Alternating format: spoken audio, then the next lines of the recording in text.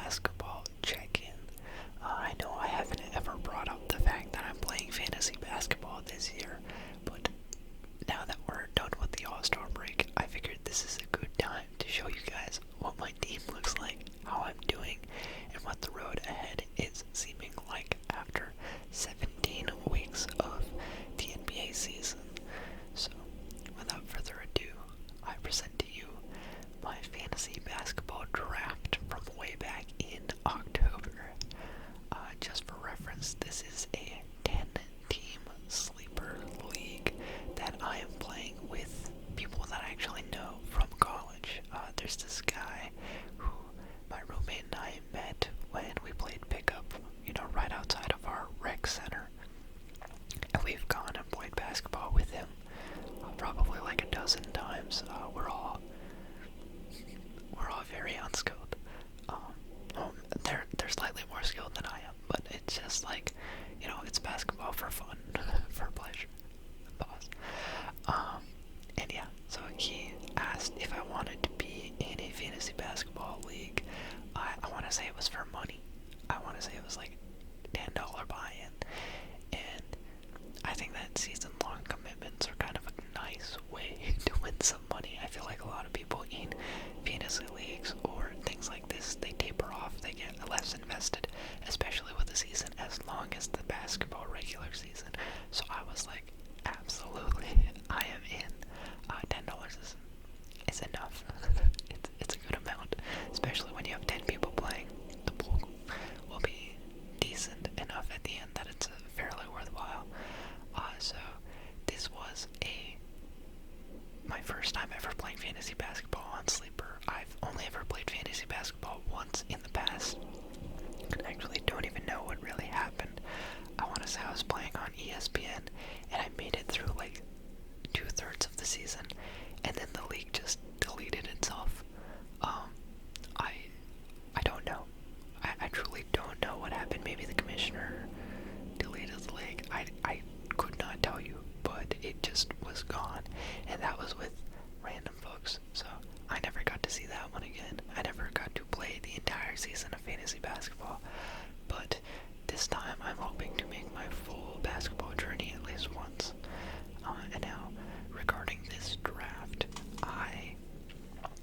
I've also never participated in a draft like this. It's a 10-team snake draft, but instead of like your top pick, it is an auction draft. Everyone gets a $300 budget to flesh out their 12-man roster. And so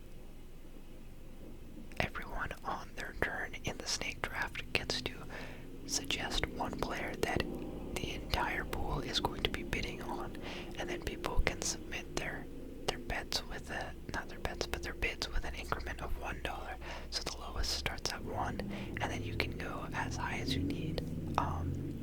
Since your roster has to have 12 people, I think you have to have at least $11 for the rest of it. So I guess the most you can bet on any single player is $289.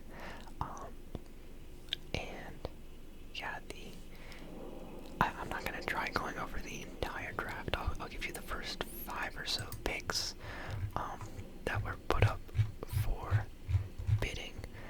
The first person, they put up Jokic. Jokic is probably gonna finish as the overall fantasy 1 guy. He's a great first pick.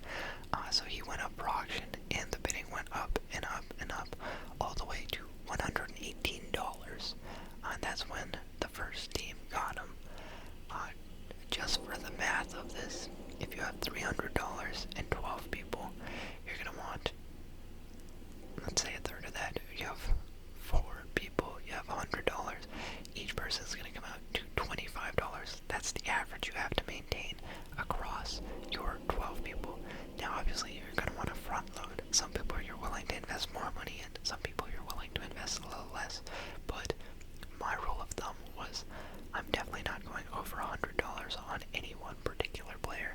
I had my list of guys that, get a lot of stats, and I'm trying to target them but undercut everyone else. So, yeah, I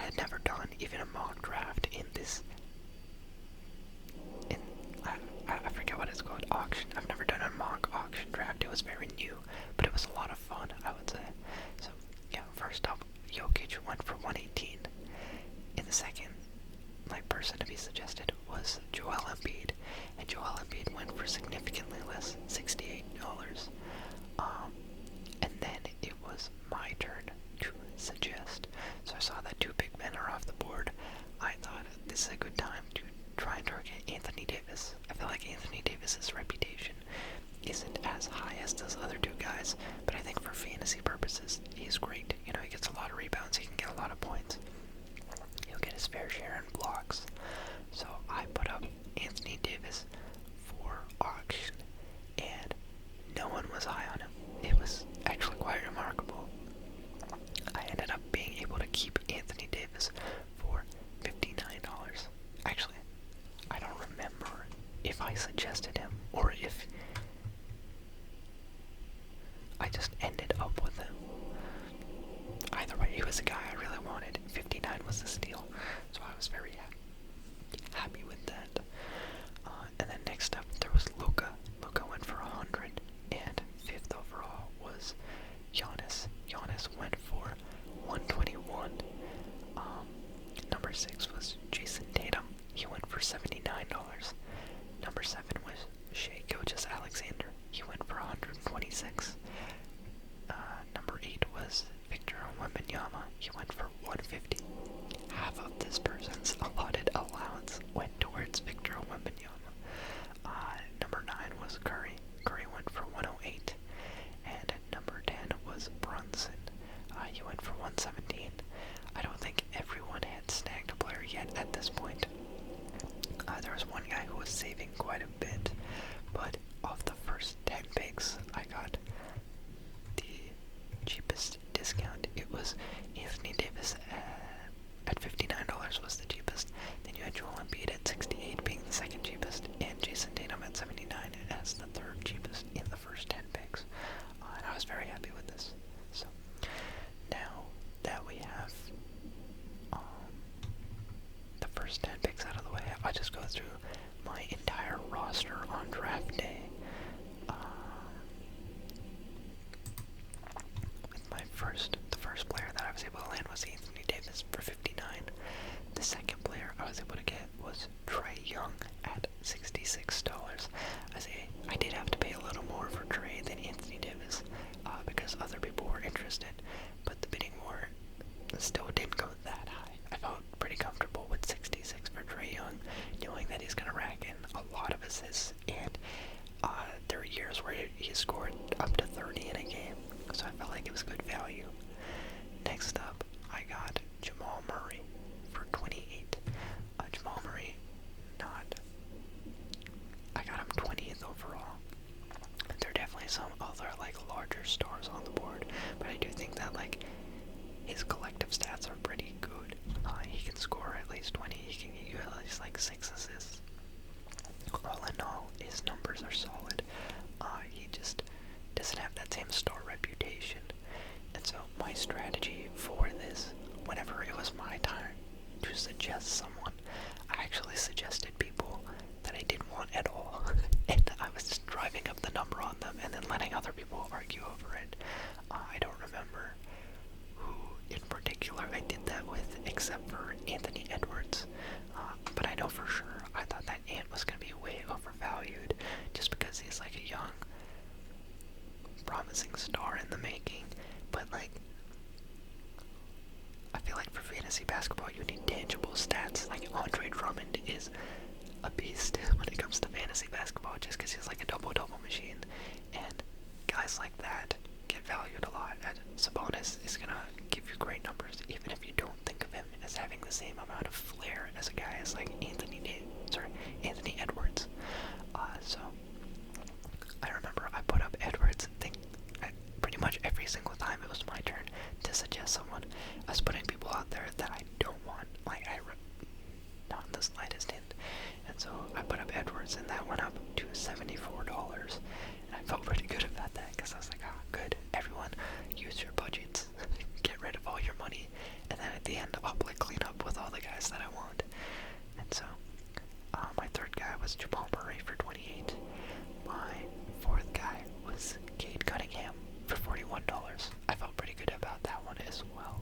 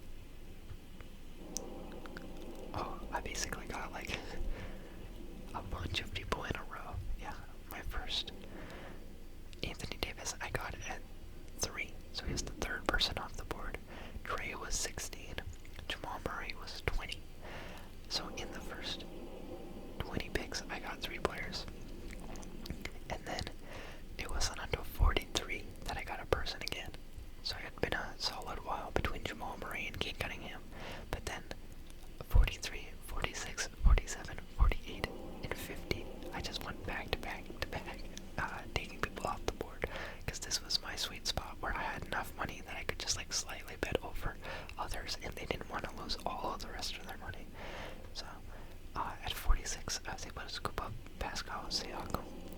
At number 47, I was able to take Kristaps Porzingis. At number 48, I was able to pick up Jimmy Butler. And number 50, I was able to scoop up Jarrett Allen. Then, the final stretch. How many picks did we have? I guess we had 120 total, right? Yeah. But I just had more. I feel like I budgeted better for this event than a lot of the other guys. I've never done a draft like this, but I think I'm just naturally kind of a miser. And so I was saving up my cash for these later rounds. And so my last pick was at 81. I did not participate in nearly the last 40 picks. And yeah, I got, after Jarrett Allen, I got Miles Bridges for $7. At number 66, I got Jalen Duren for $9. Did I mention the prices of all those other guys? Siakam for 18, Porzingis for 14, Jimmy Butler for 31, Jarrett Allen for 18, Miles Bridges for 7. At pick 66, I got Jalen Duren for $9. At pick 72, I got Josh Giddey for $5. And at pick 81, I got Franz Wagner for $4. Those last two felt like immense steals to me. Just because everyone else at this point had like $1, maybe $2, so I could just place a $4 or $5 bid, and then I won it. I bought it out. And Giddey all around gets numbers. Like he can get a double double, he can get a triple double. He's like, he definitely produces quite a bit of stats. So I was surprised that no one else was aware. And Franz Wagner is like the definite number 2 on his team. He carried Germany through the Olympics. I was kind of surprised that no one had taken him. And so I saw him and I was like, yeah, I'll definitely do $4 for Franz Wagner. So all in all, that was how my draft went. Those are all 12 players. I'll go through it once more. I had Trae Young and Jamal Murray as my point guards. Shooting guard. I had Keith Cunningham. Then I had, for my forwards, Pascal Siakam and Anthony Davis. For my centers, I had Porzingis and Jarrett Allen. Then my flex, I had Jimmy Butler, Miles Bridges, and my bench came out to Jalen Duren, Josh Giddey, and Franz Wagner. So that is a recap of draft day. Looking back on draft day, I'm actually still really happy with my draft. The only thing I would change is Jalen Duren. I still support the decision to draft Jalen Duren.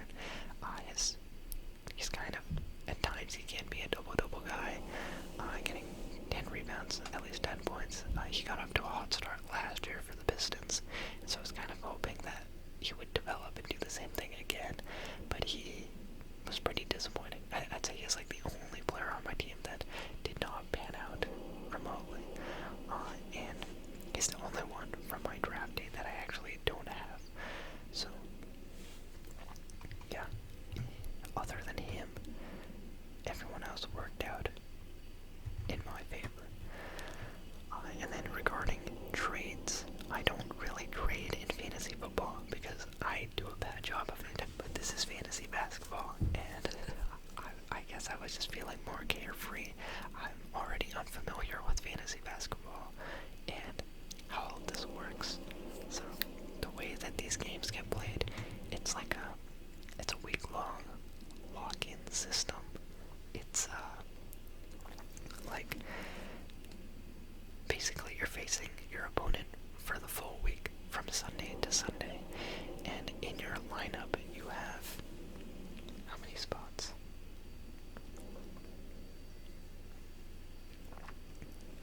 You have one point guard spot, you have one shooting guard spot, and then you have one guard spot.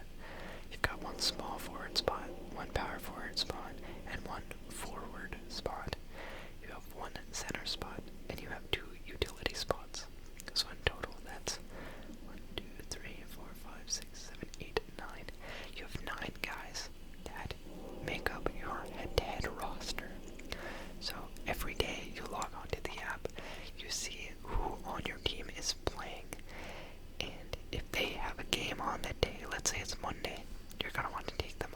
bench and plug them into the starting lineup. Now, after they play in that game, based on however they did,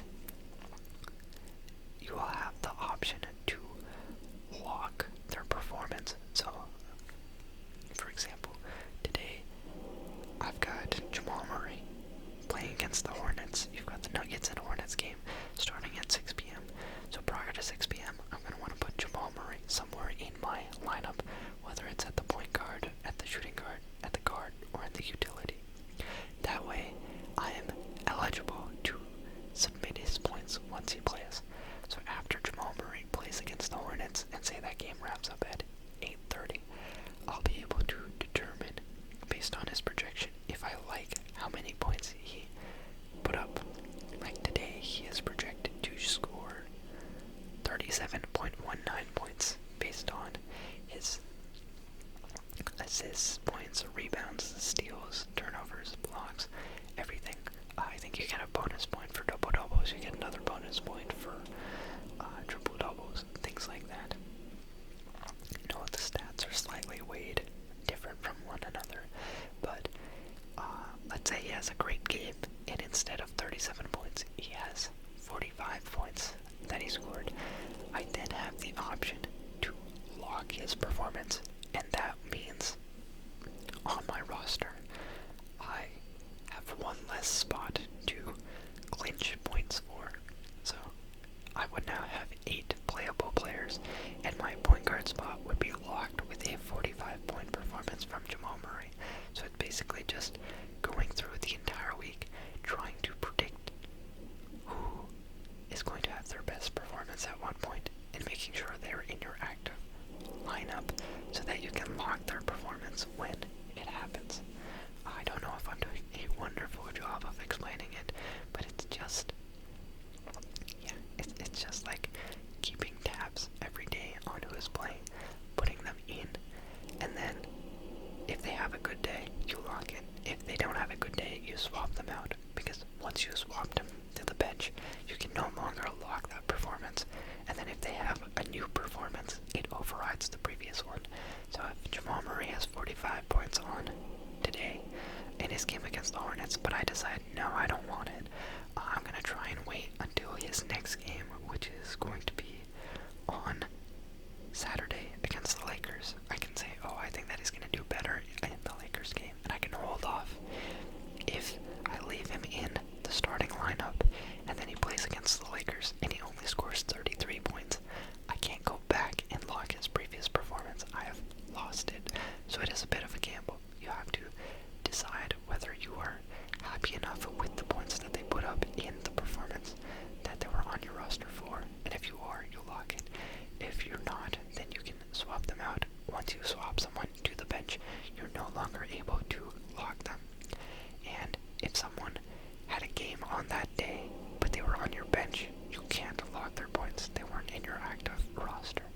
So, yeah, all of this, I didn't know how it worked at all. So on the first day of the season, I asked the league at large, like I just sent it in the chat, and no one answered me. But then I was able to figure it out after like a day. So I was like, okay, yeah, fine, this is okay. And I was able to get the hang of it. So, getting back to the trade, I played week 1, and I was able to win my week 1 lineup. My matchup in week 1, I was able to score 399 points on a 316 point projection against my opponent, who scored 271 on a 253 point projection. And so I won, and yeah, my best players were Trae Young, who scored 56, Anthony Davis, who scored 69, and Jimmy Butler, who scored 52. And so I took a look at my roster, and I was like, what if I do something devious? And I sent a trade offer to the guy who got Shea, because in my mind, Shea puts up 30 every night. He's likely going to win the MVP, and I wouldn't mind having a guy like that on my team. So I sent a trade package with Trae Young and Jimmy Butler for Shea Gilgeous-Alexander. And the guy, I mean, I've never even made a fantasy basketball before, so I didn't know if this was good or bad. But I figured, like, hey, both these guys scored 50 in their opening week. I might be able to pull this off. And Shea in week 1, how did he do? I mean, he also had a good week. But I guess it seemed fair enough at the time that the guy looked at it and I was like, oh yeah, I'm down. I'll do this trade. And so I, in week 2, acquired Shea. And after that, the season was kind of just a lot of fun. I've been doing pretty well. So, with the entire context recapped, you know about the draft, you know how the league works, you know how the one trade that I made. I'll give you a look at how I'm doing as of right now in week 18. After 18 weeks, I am number 1 overall in this 10-team league. I sit at a record of 14-3, and I'm pretty salty about 2 of those losses. I think 1 I got beat pretty handily, but one of them was in like week 3. I lost by 2 points, and these are matchups of like nearly 400 points a week, so to lose by 2, it was pretty infuriating. And then one was the week before All-Star break, where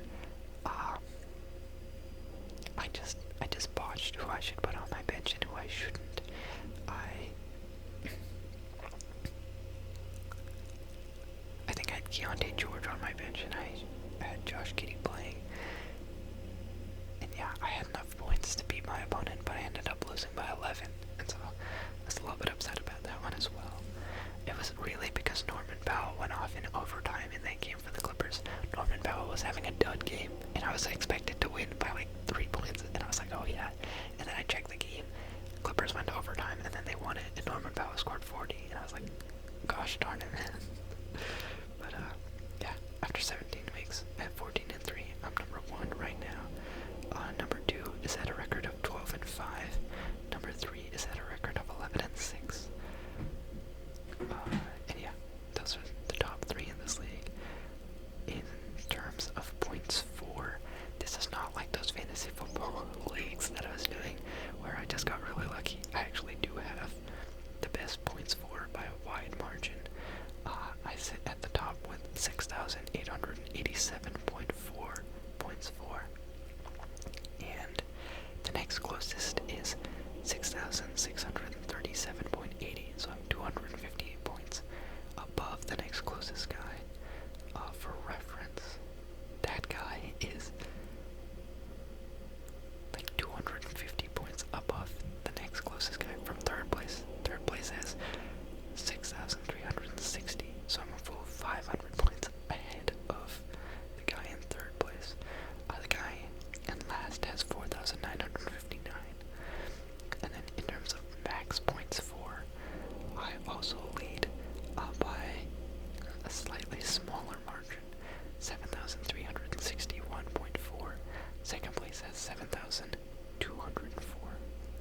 And then in points against, I also lead here. So it is a bit of luck, but it is also skill. It's a mix of both. I'm performing really well and I'm getting lucky. The guy in third place leads everyone in points against with 6,390, and I'm in last place in points against 5,559. But I do think that like part of it in fantasy basketball is psychological. Like in football, there's really nothing you can do about it because it's not a locking system. There's only one performance every week, so whatever happens, it's locked. With fantasy basketball and the way that this is set up, you can be greedy. You can gamble and be greedy by having someone do a good performance and not locking it. Just thinking like, oh, I need a little more points against this opponent because if I'm gonna play against this person and their roster is this good, I need to like gamble and hope for a better performance. And then maybe you are forced to lock a worse performance than the one that you could have taken. And I think that could play a small factor in why I have the least points against, because I think people, when they're going against me, maybe take more risks, or I've just been completely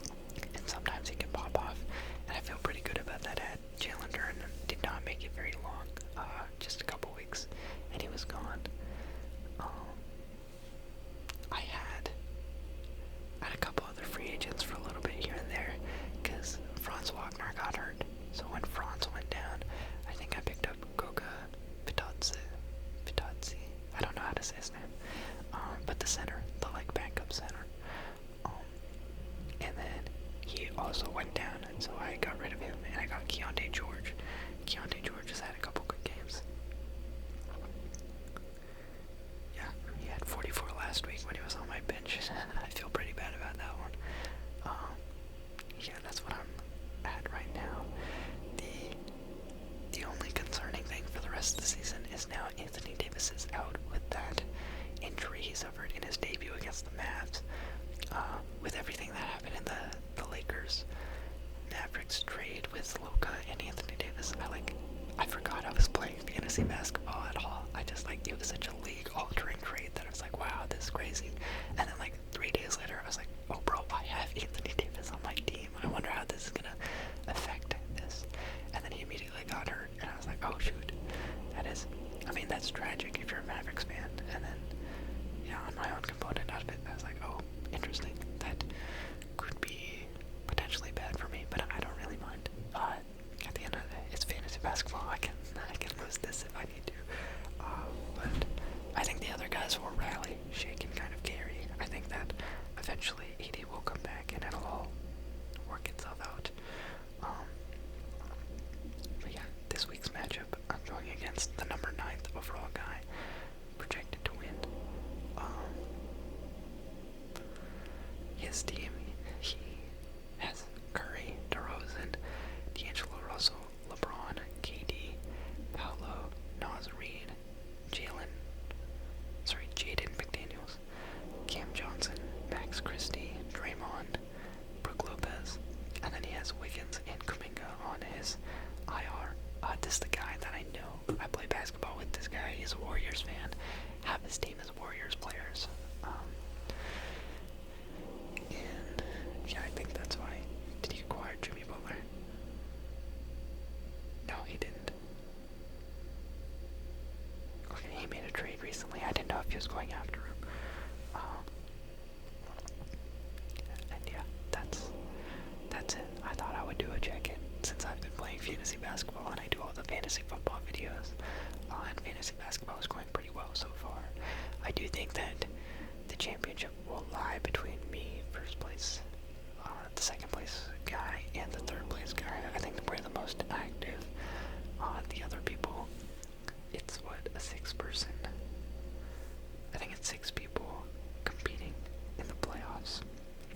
The bottom 4 will fall out, which works out pretty well because 7th place is 7 and 10, and then worse records. But 6th place is 9 and 8, so it'll only be people with positive records. And yeah, the guys in 4th, 5th, and 6th, their rosters are they're decent, but they don't have as much firing power, I feel like. So if AD comes back, then I think I'm in a pretty good position. I just need to stay on top of it. I think that fantasy basketball is more just detail oriented and upkeep than fantasy football. Fantasy football, you do need to make a lot of roster changes because you only have one opportunity each week. But I think fantasy basketball, once you have good players, it's just making sure that you keep your lineup up to date. So just logging in once a day, making sure everyone's in the right spot, and then logging effectively. I have messed up on a couple logs here and there where I missed out on a big performance, or I waited too long and I missed out on a good performance in the past, waiting for something better and it didn't happen.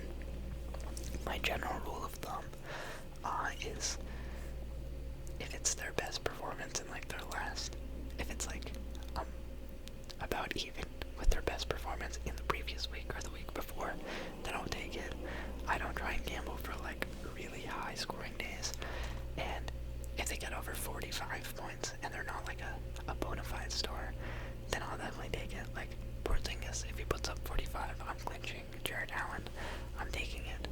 The guys I'll really hold out for in terms of high scoring will be Shea, Cade, AD,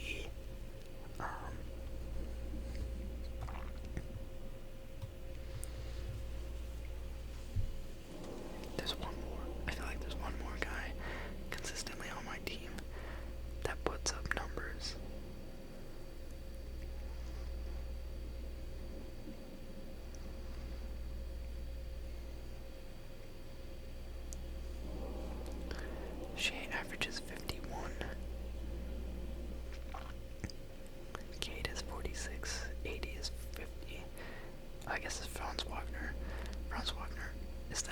youngest on my team with 40, and he was out for a bit, so I feel like his numbers dropped. But like early season, Franz Wagner was cooking, and he's gotten kind of back into the groove of things. But like for a solid while, every week I could get at least 50 points from Franz Wagner, and that was my last pick in the draft, so that felt pretty cool. Yeah, I think that's everything I have to say on it.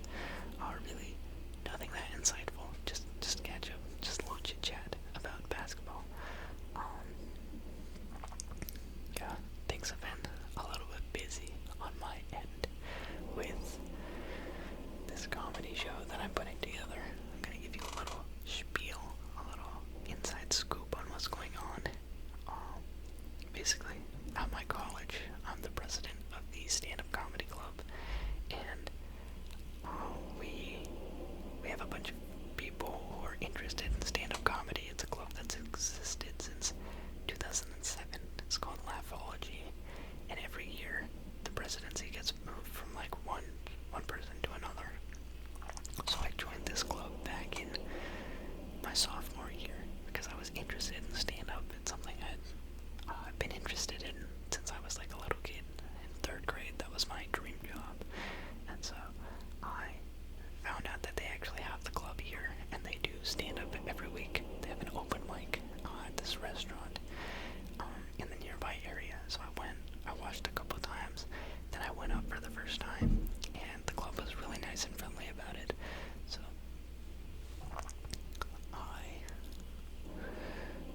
after that I joined. I was a full participant through the end of my sophomore year. They made me club treasurer in my junior year, so I did all the finances for the club. And now, as president, I'm in charge of recruiting, like, performers, because this club, like, we do an open mic every Monday where we have people in the local area sign up to do 5 minutes. You get a microphone and a speaker. You can do your bits for 5 minutes, and we use that every week. But we also put on professional paid shows that are free to attend. And so these are shows. The way it works is like we go to the school and we request money. We make this budget. We outline how much money we need and what organizations we're requesting it from, and then we pitch it to them, and the school gets a bunch of funding from our tuition. Basically, as part of our tuition, they take a chunk and give it to this organization called Associated Students. And then Associated Students gets to redistribute that funding to all these various clubs and organizations based on the events they're holding. It's just like taking our money and then slowly dispersing it back to ourselves. And so we, as a registered club organization, go and make requests. We basically just beg. We beg for money, asking like, hey, we want to run this event. We need X amount of money. This is why we think it's beneficial for the community. This is why it's in alignment with your mission statement. Will you fund us? And then most of the time they do fund us, and with that we're able to put on professional stand-up comedian shows. So we rent out a lecture hall that sits like 250 people on campus, and then I reach out to professional stand-up comedian headliners. I give them a rate for a 40-minute set. We have this like contract template that I send out, get their signatures, they send it back. We put together 4 of these shows a quarter. And so these shows are free for students to attend. They're free to the public to attend. And they're like with mid-level comedians, I would say. These are people who are in the LA area, kind of on the up and up. Some of them, most of them, they reach out to us, and I try and draw on that because we have a lot of people who have worked with the club, and the club has like a decent enough reputation that, you know, it's a no censorship place. Like, we don't have rules. Since we're organizing this as a club, we're allowed to let them say whatever they want. If it was through the school itself, there might be restrictions, but it's like a college gig payday, but there's no rules behind it. It's just the payment system is a little antiquated and slow. And so typically our budget for these events is like $1,200 per headliner for 40 minutes, and that allows you to land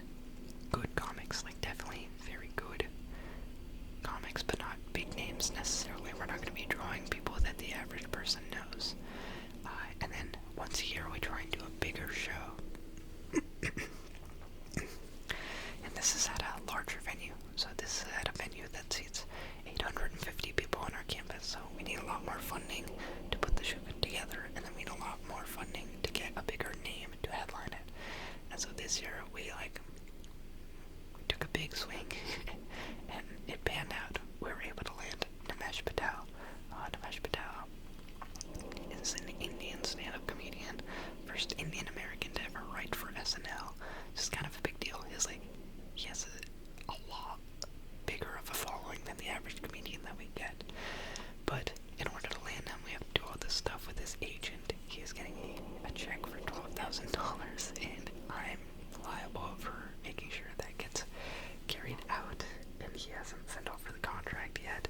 So I've worked it out with the school where, if he turns in his contract and I submit it on this day, we can have the check ready on the day of the performance, and then we can mail it out.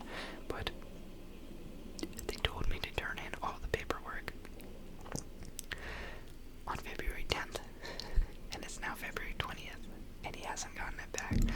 So I don't know when he's gonna get paid, and it's only not something I can control, but the blame will inevitably fall on the blame. It will be me feeling the wrath of this, so I'm just gearing up for that. The show is on March 8th. If any of you guys live in LA or Santa Barbara or anything like that, and you know who Nimesh Patel is, and you want to come out and see a free comedy show, come check it out. It's going to be March 8th, Campbell Hall, UCSB. We're bringing in Nimesh Patel to do a 40-minute set. It's produced by our club, exclusively our club, completely, funded, promoted, organized by us. And yeah, it's a bit of a hassle. Right now I'm figuring out which students are going to be on the lineup, because we're going to have 3 student openers doing 5 minutes, and then we have a feature and a host. But it's all shebang. So if you like stand-up comedy, if you're kind of in the area, if you know who Nimesh Patel is, and you want to make the drive out to SB, feel free, It's a free show, it's free stand-up. I think he's sold out Madison Square Garden, and tickets were 30 to 40 for that event. So it's a pretty big steal being able to see him for free. He's good guy, good stand-up wise. I don't know about his personal life, but yeah, that's enough about my personal rant. If I've been a little bit more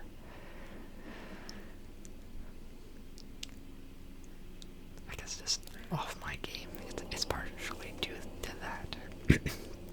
Taking up quite a bit of it's living rent-free in my brain at this event. I kind of need to get done with this, and I'll be able to relax a little more, focus more on the content. But yeah, this has taken a slight backseat for the moment, as I need to figure out all of this. But once March 8th passes, it should be a lot easier.